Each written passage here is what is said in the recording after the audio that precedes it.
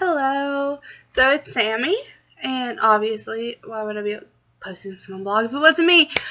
But I kind of hypothetically said I might do this, and then everyone was like, please do the thing, so I'm doing the thing. What is the thing? I'm going to be explaining to you the Pixar Theory, and also explaining how it goes to my blog. And I talk with my hands, which are kind of dirty, but if I look a mess, it's because I just got off work and I didn't feel like taking a shower or doing anything. So I basically just stuffed my face and now I'm here. And this is kind of my version of one video, which I've done last year or the year before, I don't remember, when my Carol Danvers blog hit her first big milestone of like 300 and something followers. And I'm about to hit 1,000 on Boo. I'm at 950 as of today, or the last time I checked, which was earlier today, and I don't know what I'm at right now, but 950 of you guys, and I don't know how to thank you enough, so I decided to do a Pixar Theory marathon, live stream it, and that starts tomorrow, which is the 5th of 5th, so yeah. Come out and have fun. It starts at 5 p.m. Central Standard Time.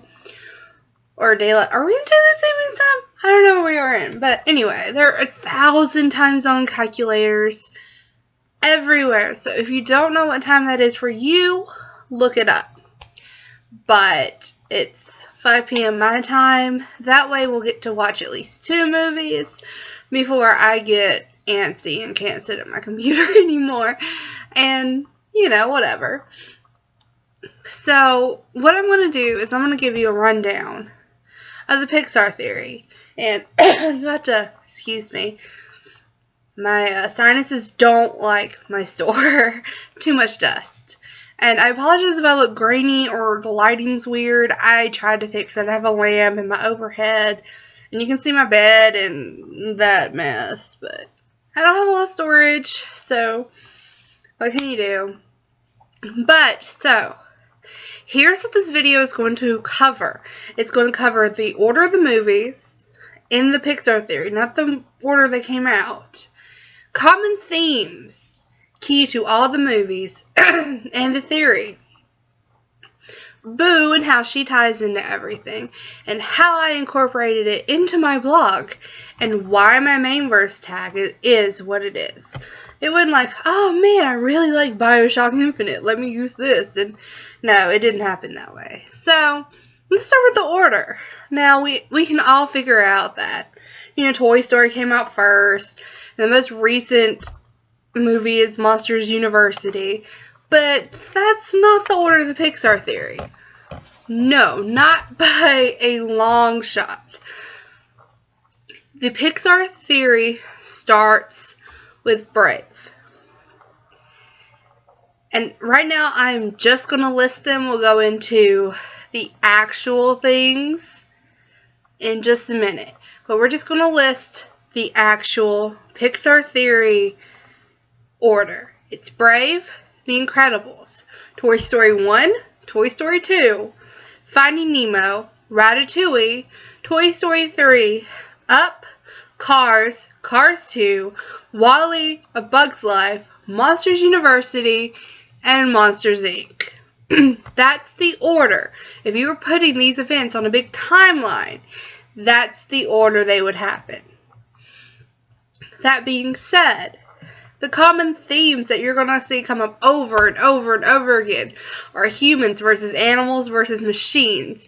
However, I'm going to say the inanimate instead of machines because you'll see. So, humans versus animals versus the inanimate. By and large, it's going to appear a million different times. And if you've seen WALL-E, you remember By and Large. But it's in other movies. And I'm going to go over some of the connections maybe you didn't know, some of the theories maybe you didn't know. That's the purpose of this video. It's probably going to be a kind of a long video, so if you're not in for the long haul, bye! You can click out, that's fine. I won't be upset. So, let's start at the beginning. Brave. What Brave brings to the Pixar Theory, excluding the obvious, are the Will-o'-the-Wisp, which introduce magic, and that this world runs inherent on magic. The Will-o'-the-Wisp lead Merida to the witch, and the witch has magic, and she changes her fate, and all this ridiculous crap. But magic is established in Brave. What's also established is humans being turned into animals, therefore giving animals human-like intellect. This is important in the big war that's going to come up later. Much, much later. So late. Anyone gets that reference, you get 10,000 cool points. So we start with Brave. And you get Eleanor being turned into the bear. Mordu was a bear. The witch turned people into animals. So you have animals with human characteristics. That starts with Brave. So fast forward like 1,000 years. Like 1,500 years actually. To The Incredibles, which takes place somewhere during, I think, 1950s and 1960s. And you have super powered humans that get their power from magic. It affects everyone differently, so, you know, whatever. Let's go with magic. It's not a mutation or whatever, but it's magic. And in The Incredibles, you are introduced to Syndrome, who is super important. And you would not think it. He's a villain, but without him, the Pixar Theory would not work. He creates a zero energy. I can't remember what they call it, but it's zero energy. And it's the energy that exists in a vacuum. And with his introduction of this into the world, it gets out into the atmosphere, to the trees and the cotton and everything, which will bring us to Toy Story, but basically it becomes a life force. And then he also created machines that can learn. Now remember, he had that big droid thing, right? And it attacked people. Its sole purpose was to take out heroes, namely Mr. Incredible. And it was supposed to go and attack the city, and Syndrome would come in and be like, haha, I got a control panel, psh, I win. But the point is, it could learn. It had artificial intelligence to the point that it could learn anything. It learned weaknesses, moves. You could not beat it. It had to be beaten by itself. And this is insanely important. This is happening in the 1950s of that world. Think about how that technology just could have exploded. And it did. So now we're at Toy Story, which takes place in 1995, 1996. One of the two. I can't remember. But, you know, I was little. I was like 5.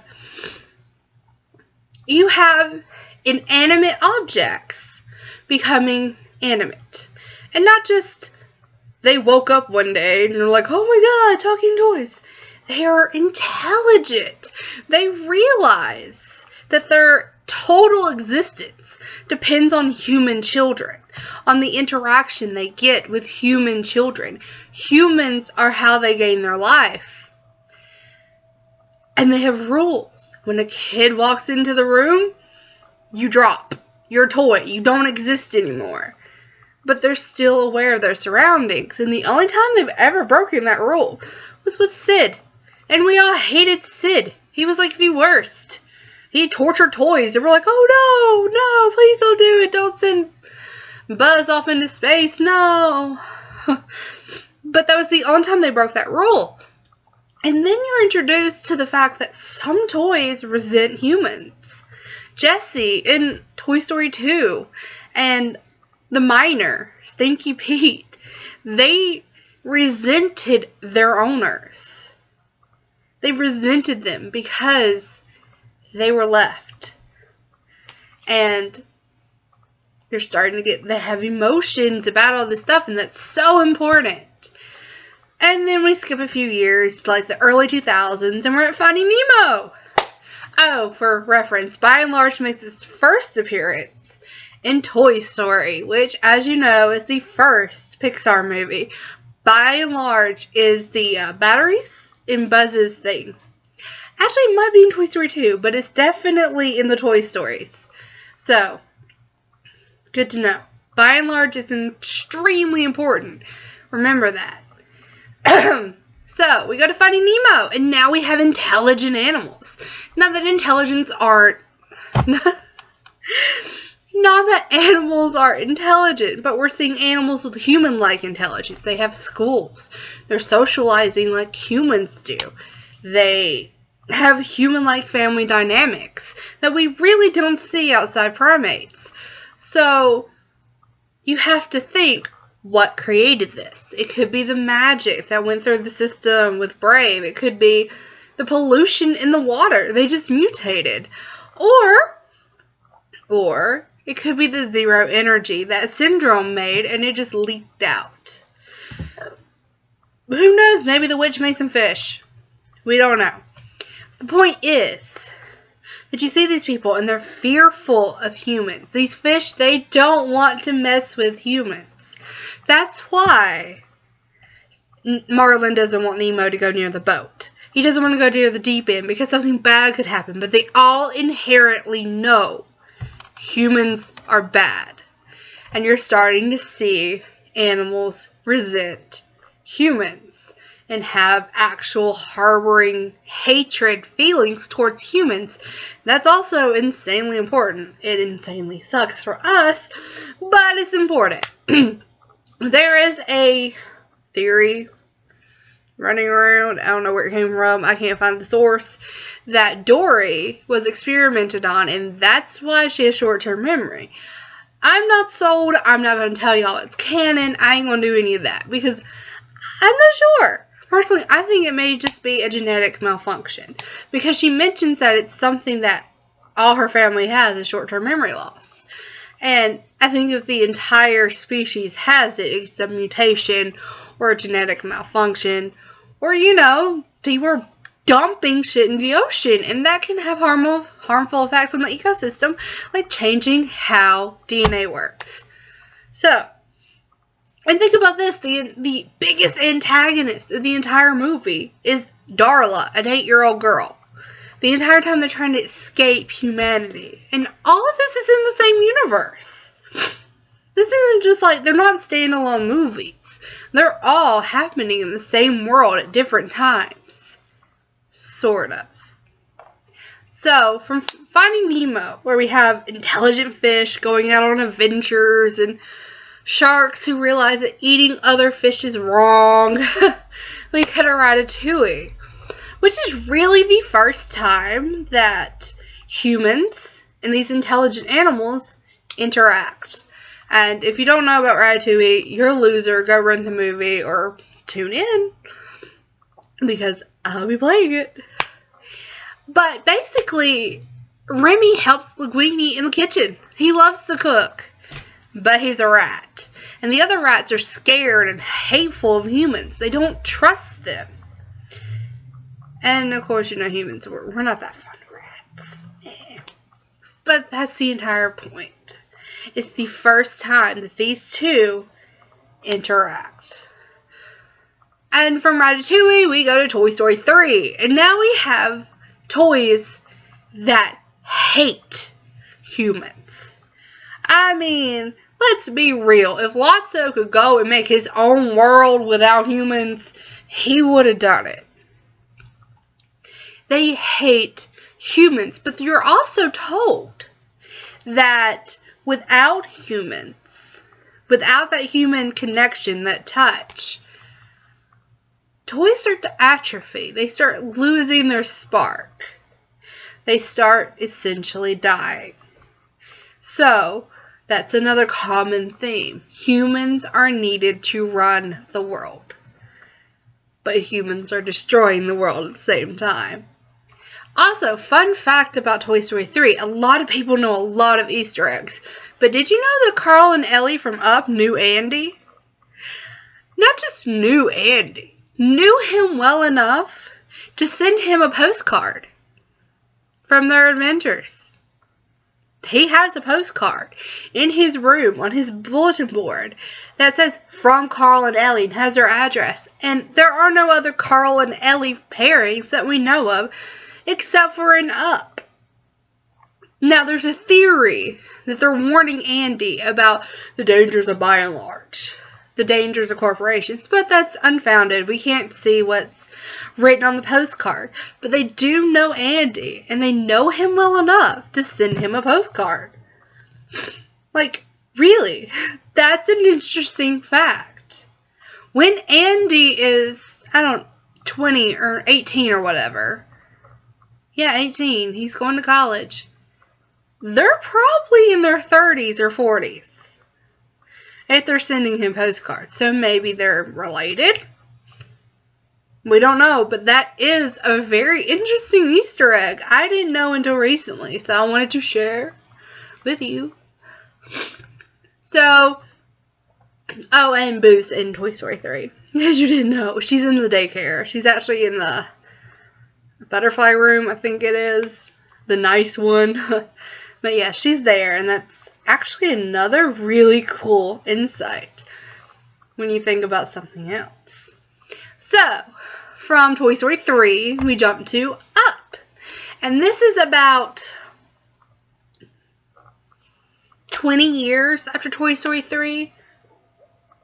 And again, you're introduced to By and Large, which is buying up everything and polluting everything. And we find out they're dumping garbage everywhere.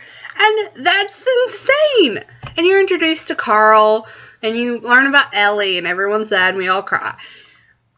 But you're also introduced to more intelligent animals.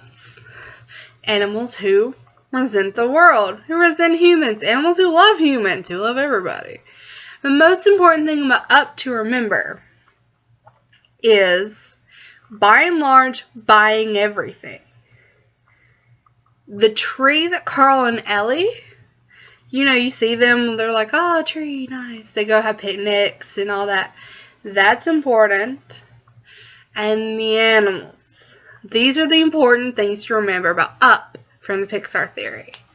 Now, here's where we have this huge disconnect, where we don't exactly know what happens between Up and Cars. Now, we do know, thanks to Wall-E, that humans went up in the Axiom, and they've been flying around in space. We don't know when they went. We don't know what happened to the rest of the humans. Obviously, the entire human race didn't go up there. So where are they? Did they die? Probably. We see the state of the world that it's left in. Here's a standing theory. And this is a big, huge theory. But the idea is, the reason why you don't see humans or really animals or anything but cars and machines for cars in Cars is because there was a war between the humans and the animals that didn't like them anymore. Said, "Who said you get to rule the world?" I say we should rule the world. And there was a war, and essentially everyone died.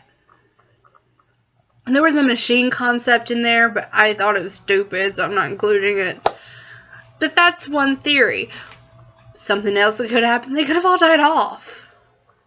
Think about all the fumes that cars have put in the air. Maybe they could no longer live. Maybe the air is unbreathable. We don't know. Just don't know. We don't know what happens between Up and Cars. But what we do know is in Cars, no more humans. We're gone. Up in space. Bye. But we are introduced to the fact that these machines, essentially the inanimate, are now so animate. They have their whole own society, their own civilization. They don't remember humans. They have been gone so long, they don't remember us.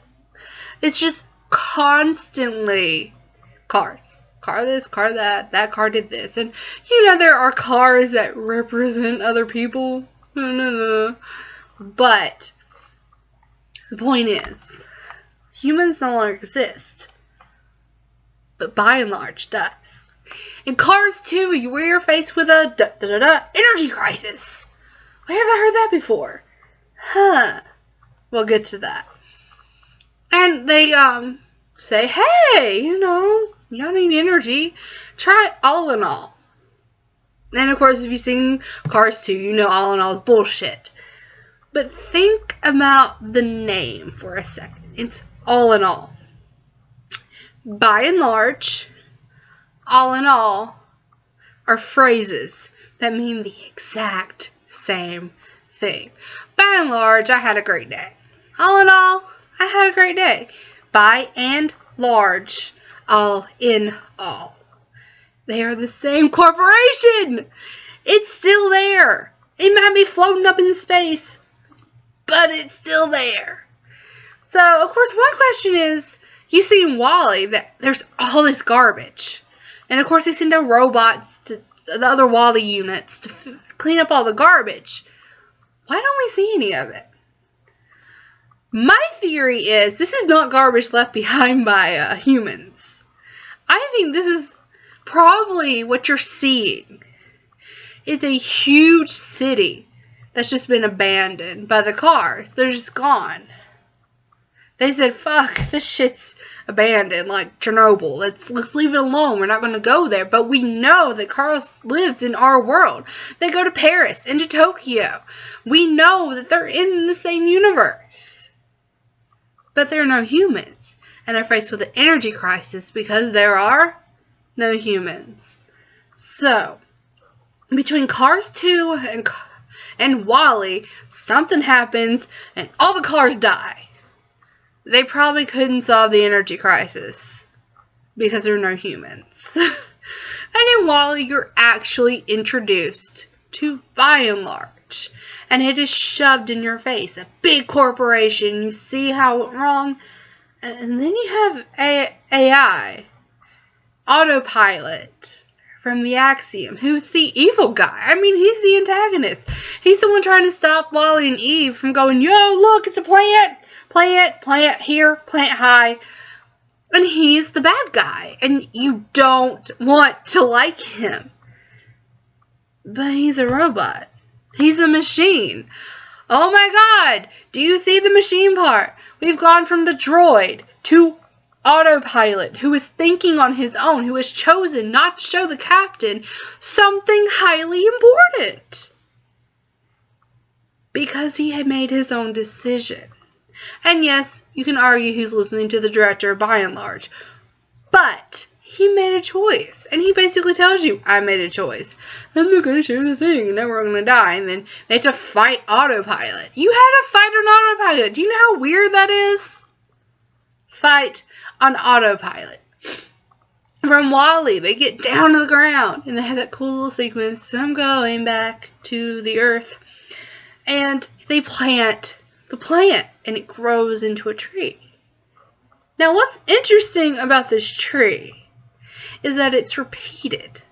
It looks similar, not the same, but it looks similar to the tree that Carl and Ellie used to visit.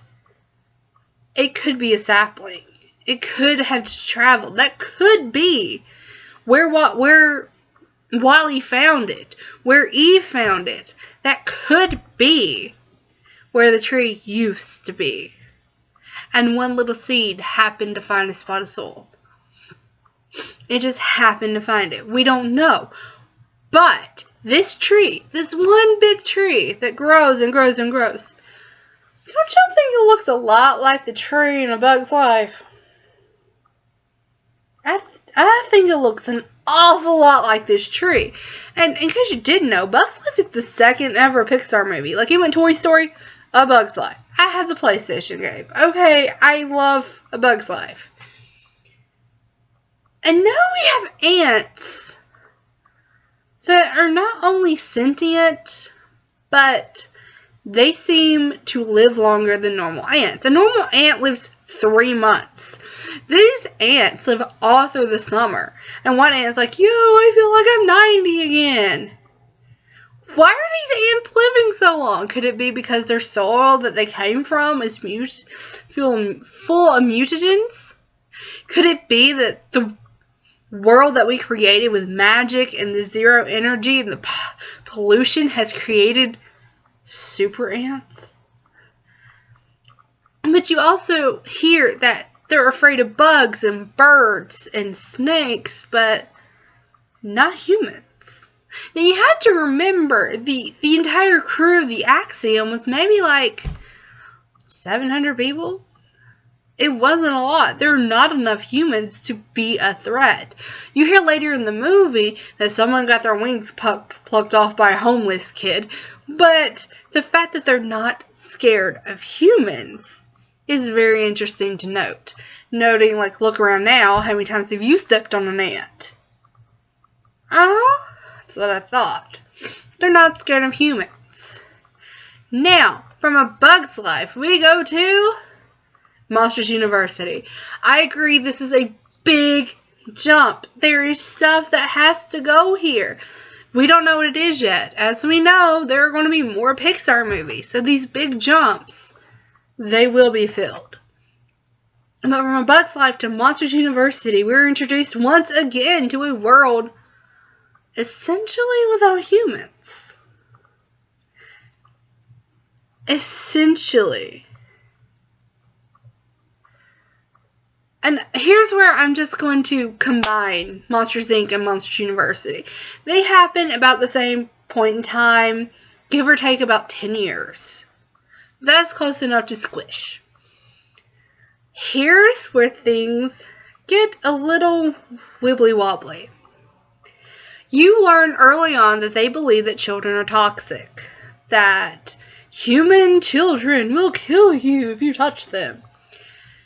And suddenly, and then immediately, that belief that they shoved in your face is proven incorrect the moment Boo comes through her door. I mean, she's sitting there playing with Sully's tail and he doesn't die. So why would they be telling monsters that humans are toxic? Why would they be doing this if they're obviously not? Waternoose knows they're not toxic. But he feels this lie. Why? And here's where the theory starts making all kinds of assumptions, but they make sense. What if there are no more humans? They're gone. There's no Axiom ship. There's nowhere in the world there's not a human being. But you're seeing again, humans are needed for them to survive. So what happens? Where do they get humans? Simple. They go back in time. This is happening in year 2500. This is literally 500 years in our future. Could they have invented time travel? Of course, they found a way to bottle screams.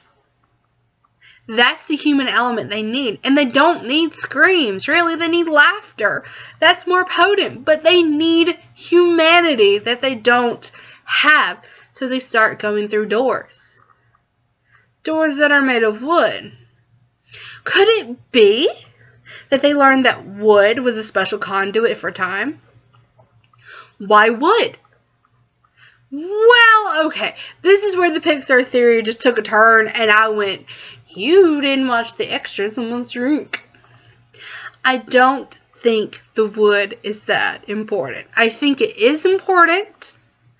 I don't think it's that important. Why? Because the writers of Monsters Inc. told you in their commentary at the end of the stupid movie that I watched, probably a bit more than I should have, that there are other scare companies. There's Fear Inc. who deal with under the bed. There's one for the attic, one for the basement.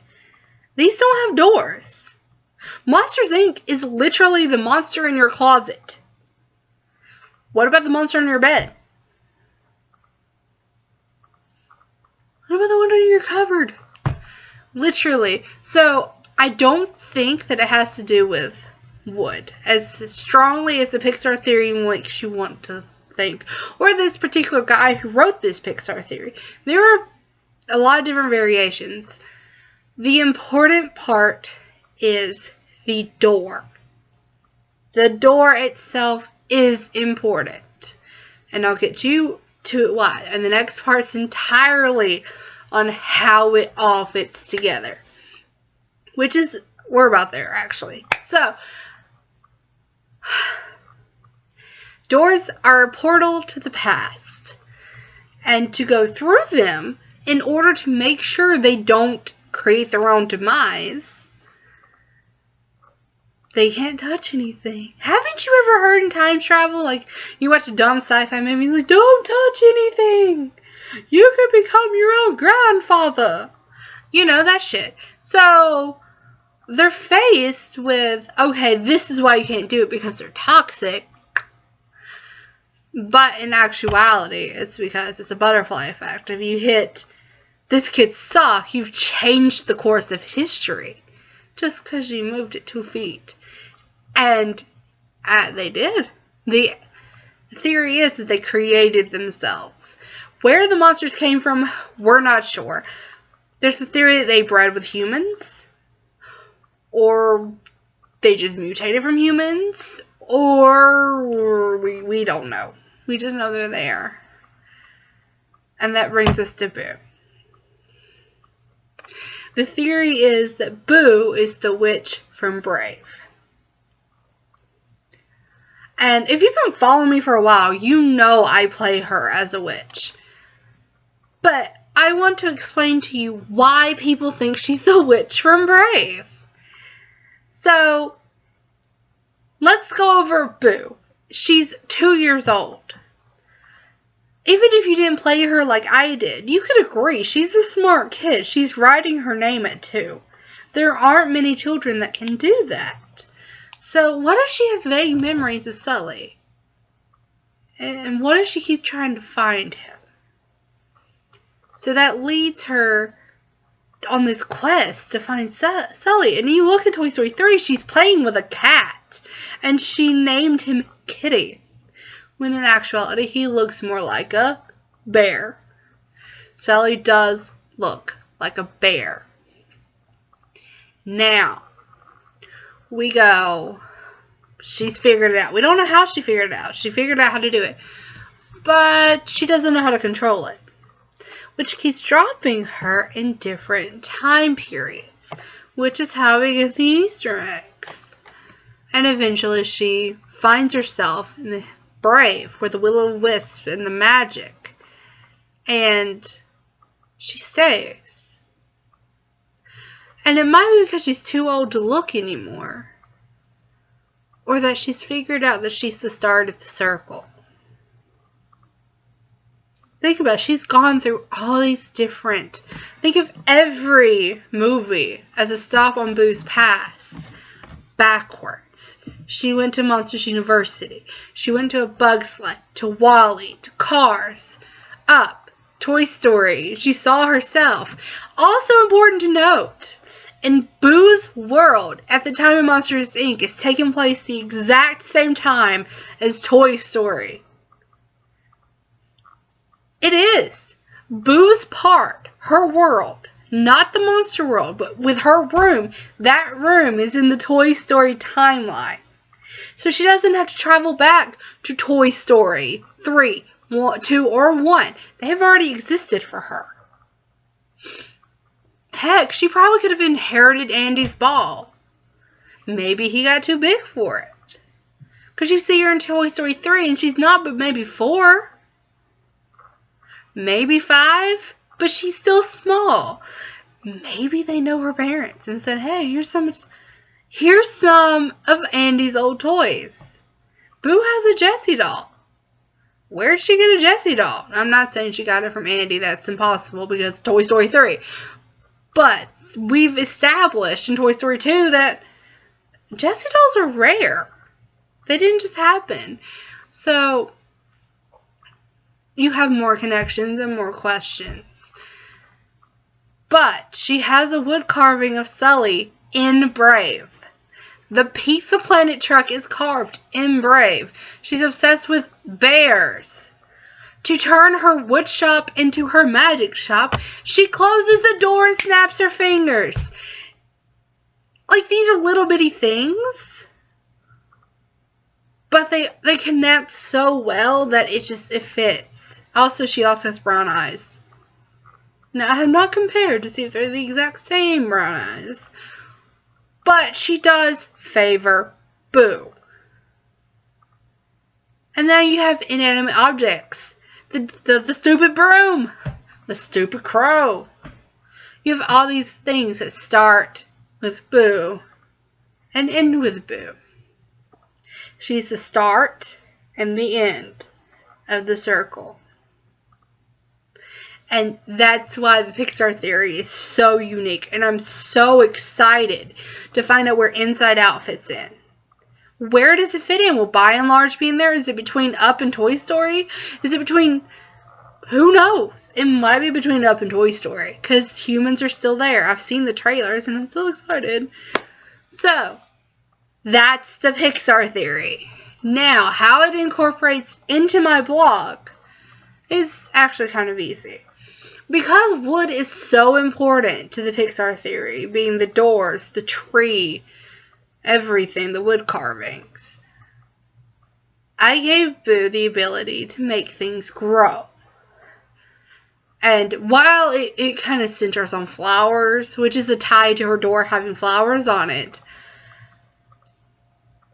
she'll figure out that the magic's in the trees. And nature magic is one of the oldest forms of magic ever. So it's not like I went, oh, I think she's just going to have nature magic. Whew. I thought it was super important that she was born with these abilities that maybe she can't harness until she was younger. Or, I mean, older. Younger. So, she's a witch. She's constantly looking for a way to get back to Sully. Notwithstanding that she has dealings with Randall's and Mike in her canon. That doesn't matter for her inherent main verse. Everyone knows that if you have a big main verse that you just kind of shove everything into, there's a lot of overlaps and a lot of bubbles and whatever. As it stands, that's her main verse. Her figuring it out. And there's a thread where she's frightfully close to figuring out it's a problem of time and not space. This entire time she's been thinking they live in another dimension. But what if they live in another time? Now, my main verse tag is Will the Circle Be Unbroken? And, well, yeah, that's kind of a cool part of Bioshock Infinite. It's also one of my favorite storylines. Like, period. I love things that start where they end and you go back around. That's insanely important to me. There's an entire Thor comic arc that does that. It starts where it ends. He creates his own problem and he has no idea. That's the thing. Boo is the start and the end of the circle. Will the circle be unbroken? No. And there's a lot of really cool main verse things I do with Daisy and Mandy with Frank and Sadie Doyle, which if you're not following the Doyles and you're following me, what are you doing in your life? They are her parents. Go. Now. Stop this video and go follow immediately Spectres and Scotch and Ghosts and Gin right now. Alright, you done it? Cool. But there's some really cool things like Mary accidentally hopping back to before Frank met Sadie and accidentally getting them together. She didn't mean to, but she is actually the object of her own salvation. She becomes her own hero because they save her from her parents. And that's an amazing idea that me and Daisy just went, oh my god, this is a thing. And it was great. All in all, I know this video was kind of like everywhere because I didn't really plan it out as well as I could have. But it's already 40 minutes long. And I'm so tired from work and so brain dead. But 2 days off, which means 2 days of live stream. I will always tell you when I'm live streaming. I will post an hour beforehand. I'll post 30 minutes beforehand. I'll post 15 minutes. I'll post when we're starting a new movie. You can always jump in, even if you miss some. Because let's be real, we've probably all seen these movies before. And if you haven't, because maybe they're the newer ones, then come. I'm doing 2 a day on every day I'm off. Which, for this week, that's tomorrow, Tuesday the 5th, and Wednesday the 6th. I'm off on those days. And I'll be doing Brave and The Incredibles, and then Toy Story 1 and 2 on Wednesday. They both start at 5 p.m. The times may shift, depending on whatever. I might do a surprise stream on Thursday. Maybe, because I open, therefore I'll have the rest of the afternoon off. Other than that, I don't know when I work again yet. I'll find out on either Thursday or Friday, and I'll update on my update tab on my blog when I'll be working in the live stream plans. Please look at those if you're interested, and I'll make posts about it. So this is my gift from me to you. A really rambling version of the Pixar Theory that probably doesn't include half of the details I needed to.